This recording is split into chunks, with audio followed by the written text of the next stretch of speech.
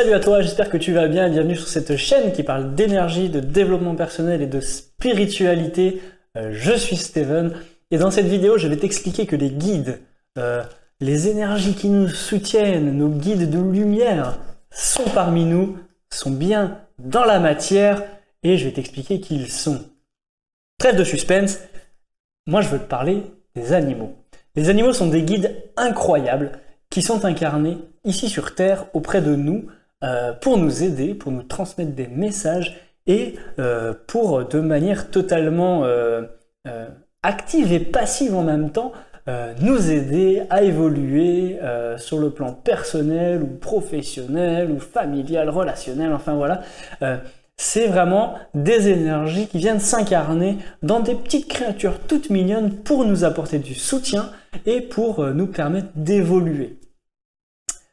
Pourquoi je te raconte ça ? Je suis facilitateur en connexion animale et dans ce domaine-là, l'objectif c'est de te transmettre, de te traduire, de t'interpréter quels sont les messages que les animaux ont envie de nous faire transmettre. Si tu as un animal de compagnie, tu as certainement déjà remarqué en te plongeant dans les yeux de ton animal, de ton fidèle compagnon, qu'il y a quelque chose d'hyper profond, qu'il y a une bienveillance à toute épreuve. On le dit souvent, hein, les chiens ou les chats sont vraiment, et même les animaux en général, sont des êtres qui aiment de manière totalement inconditionnelle, sans jugement, parce qu'ils n'ont pas, eux, de filtre comme nous l'avons en tant qu'humains.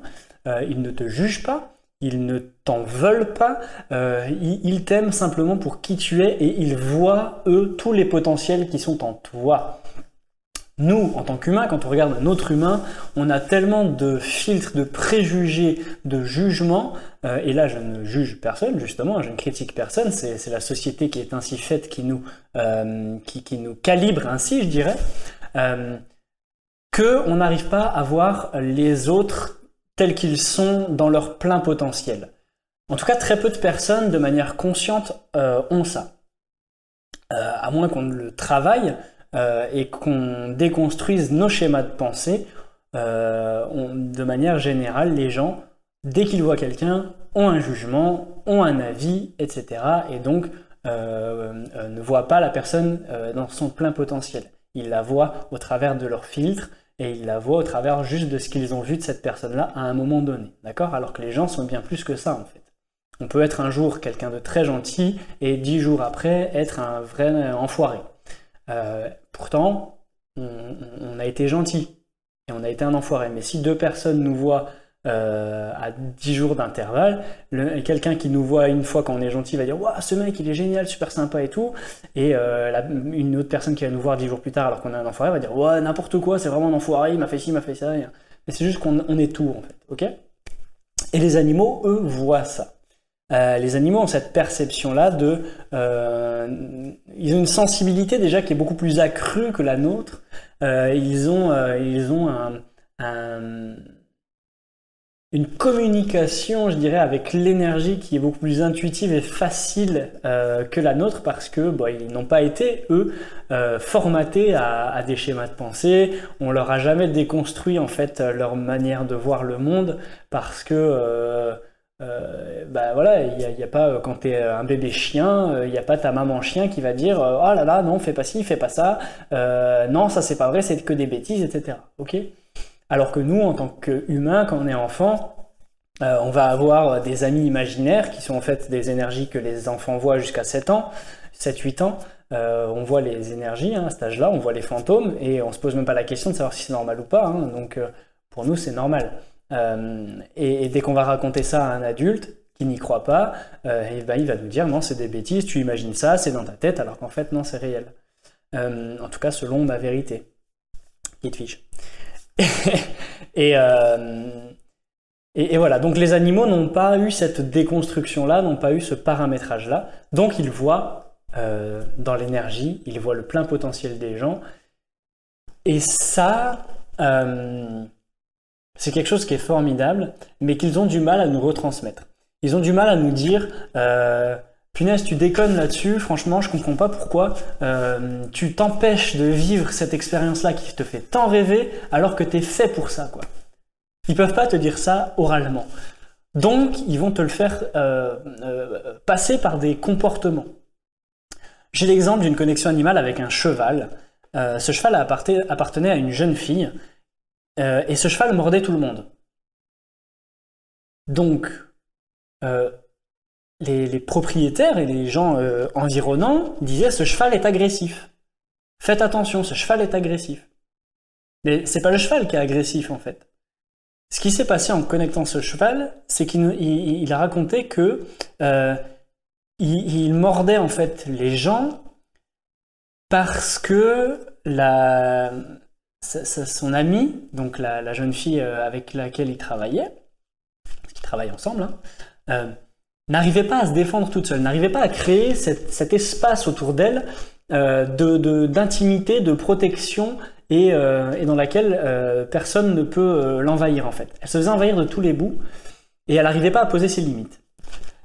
Donc elle n'arrivait pas à se défendre toute seule. Alors ce cheval, en amour pour elle, l'amour, l'énergie d'amour, hein, pas le sentiment, en énergie d'amour pour elle, s'est dit je vais la défendre et je vais lui montrer que elle peut se défendre. Et si elle n'arrive pas à le faire toute seule, je vais le faire pour elle. Donc il mordait les gens qui rentraient dans sa zone d'intimité.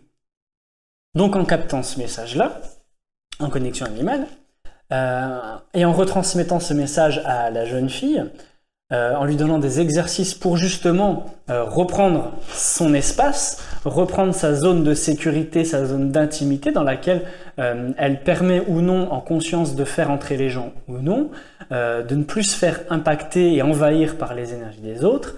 Une fois qu'elle a travaillé ça, qu'elle a retrouvé son intégrité énergétique et son espace personnel, le cheval n'a plus jamais mordu personne.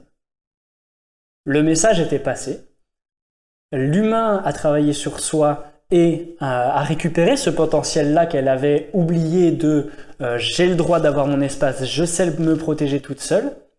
Et bien du coup, le message était passé, le cheval n'avait plus besoin d'avoir ce comportement qui voulait faire passer un message, et il s'est donc calmé, et il n'a plus jamais mordu personne. Donc voilà, au travers de comportements qui est leur seul moyen d'expression en fait, ils veulent nous faire passer des messages, et ces messages-là, l'un des seuls moyens qu'on a de vraiment les comprendre sans filtre du mental et sans jugement ni interprétation, c'est de faire une connexion animale. Donc ça, vous pouvez le faire vous-même, ou alors vous pouvez faire appel à ce qu'on appelle des facilitateurs en connexion animale, qui ont été formés et certifiés, dont je fais partie. Et il y a toute une liste sur le site d'Ilana de Montagne, auprès de laquelle je me suis formé, dur en français ça. Je vous mets le site en description, il y a toute une liste, donc vous pouvez aller chercher qui dans ces facilitateurs et facilitatrices vous parle le plus, et pourquoi pas aller chercher une séance de connexion animale avec eux ou avec moi selon votre affinité. C'est quelque chose qui est vraiment incroyable en fait, parce que il y a souvent des résonances qu'il y a entre les humains et les animaux en fait se mettent en résonance avec nous. Des fois les animaux vont avoir des troubles physiques ou de comportement qui sont liés souvent à l'humain, parce que, encore une fois, c'est une manière de leur faire passer le message. Et on va s'inquiéter pour l'animal, on va voir, on va dire « Ah punaise, il mange plus, ah là là, il a un problème au foie, comment ça se fait, je comprends pas, gna gna gna ». Et en fait, si on fait une connexion animale, on va se rendre compte que l'animal somatise pour son humain.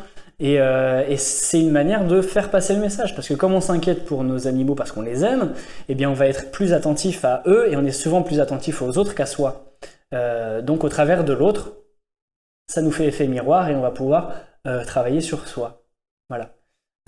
Donc c'est en ça que je dis que les animaux sont nos guides incarnés ici sur Terre. Et moi j'avais un chat qui était absolument incroyable, et c'était vraiment un guide qui s'est incarné sur Terre. Il m'a aidé dans beaucoup de choses. Il a passé que 2 ans et demi malheureusement avec moi. Il est parti trop vite, ce beau chat Olaf. Mais voilà, du coup il m'a apporté énormément de choses, et dès que je voyais son regard, je plongeais dans un monde incroyable, quoi. Et ça a été vraiment un soutien très puissant. Donc voilà, si tu as des animaux, que tu souhaites faire une connexion, je te mets le site en dessous, tu peux aller chercher tous les facilitateurs. Si tu souhaites faire une séance avec moi, je te mets mon contact, ce sera par mail actuellement. Et voilà, fais-moi savoir en commentaire comment tu vis ta relation avec les animaux. Et voilà, tout simplement. Je te souhaite une magnifique journée, une magnifique soirée ou une magnifique semaine selon l'heure à laquelle tu regardes cette vidéo. C'était Steven, à la prochaine. Ciao.